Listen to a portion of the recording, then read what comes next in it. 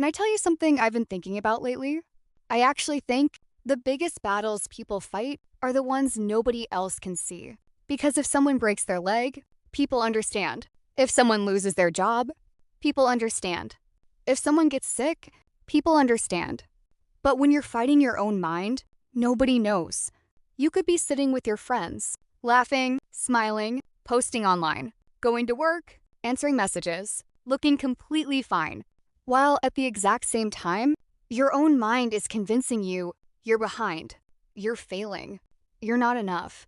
And I think that's terrifying because people see your face. They don't hear your thoughts. And I think that's where the hardest battle begins, not out here, in here. I don't know if anyone else experiences this, but have you ever been lying in bed? It's 3 a.m. The room is completely quiet. Everyone else is asleep. Your eyes are heavy. Your body is exhausted. You tell yourself, just go to sleep. But your mind has other plans. It starts with one thought, then another, then another. Before you know it, you're replaying something you said yesterday. Then somehow, you're thinking about something embarrassing that happened 5 years ago. Then you're imagining a conversation that hasn't even happened yet. You're creating arguments, writing responses, thinking of what you should have said, wondering what they'll think, imagining next week, next month, next year. Your body is lying in one room, but your mind is traveling through 20 different realities. Nothing has happened, yet somehow you're exhausted. Not because you've done anything, because your mind has been running a marathon while your body hasn't moved an inch. People call that overthinking. I don't think that's the right word. I think it's mental overload. Because you're not just thinking, you're carrying unfinished conversations, unanswered questions, future disasters, past mistakes, things that never even happened, all at the same time. And nobody can see it. I honestly think that's one of the loneliest feelings in the world. Because everyone assumes you're okay. You still show up. You still smile. You still reply. You still get things done. Meanwhile, nobody sees the argument happening inside your own head. Nobody hears the way you question yourself. Nobody sees you wondering if you said the wrong thing. Nobody sees you trying to prepare for every possible future, just so nothing catches you off guard. Nobody sees how tired you actually are, because from the outside, you look calm, but your mind never shuts up. And that's exhausting. You're not tired because life is busy. You're tired because your own thoughts have been working overtime.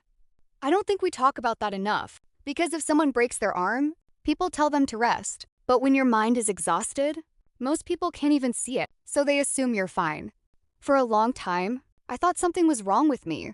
I thought, why can't I just stop thinking? Why can't I just let things go? Why does my brain always have something to worry about? I genuinely believed my own mind was working against me until I started learning more about psychology. And one idea completely changed how I looked at myself. Maybe my mind wasn't attacking me. Maybe it was trying to protect me. That changed everything. Think about it. Your brain has one job: to keep you alive. Not to make you peaceful, not to make you confident, not to make you happy, to protect you. Thousands of years ago, that meant constantly looking for danger. If you missed danger, you might not survive. So your brain became incredibly good at asking one question. What if? What if something goes wrong? What if they reject you? What if you embarrass yourself? What if you make the wrong decision? The problem is, your brain doesn't always know when the danger has passed, so it keeps scanning, even when you're completely safe. The best way I can describe it is imagine having a bodyguard, one that follows you everywhere. Someone walks past, be careful. Someone doesn't text back, they probably don't like you. You want to post something online, what if people judge you?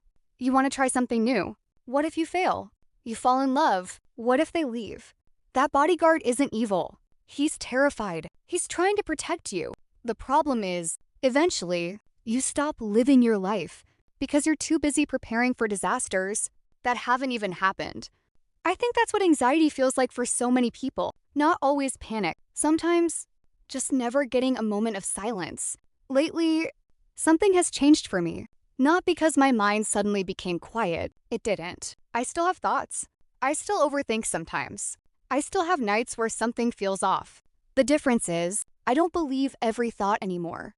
That honestly changed my life because I realized something. Just because I think something doesn't make it true. Just because I'm scared doesn't mean I'm in danger. Just because my brain imagines something doesn't mean it's going to happen. Those are thoughts, not facts, and those are completely different things. I actually think we spend so much time trying to improve our lives that we forget something. You're going to spend every single day for the rest of your life with your own mind. It's the longest relationship you'll ever have. Longer than any friendship, longer than any relationship, longer than any career. So maybe learning how to speak kindly to yourself, learning how not to believe every fear, learning how to let thoughts pass without chasing them isn't self-help. Maybe it's survival. Because eventually, you realize nobody has spoken to you more than you. And if that voice becomes your biggest bully, life becomes exhausting. I used to think healing meant one day I'd wake up and my mind would finally be quiet. Now, I don't think that's what healing is. I think healing is hearing your thoughts without obeying every single one. It's being able to say, I know you're trying to protect me, but I've got this now. I think that's real self-trust. Not making the thoughts disappear, learning they don't get to make every decision. So if you've been fighting your own mind lately, can I tell you something? I don't think you're weak. I don't think you're dramatic. I don't think you're broken. I think you're tired. There's a difference.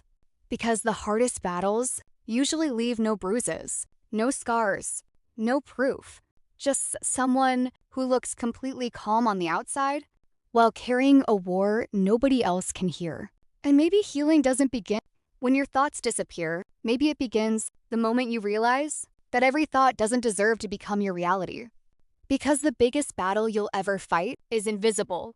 And maybe the bravest thing you'll ever do is finally deciding to be on your own side.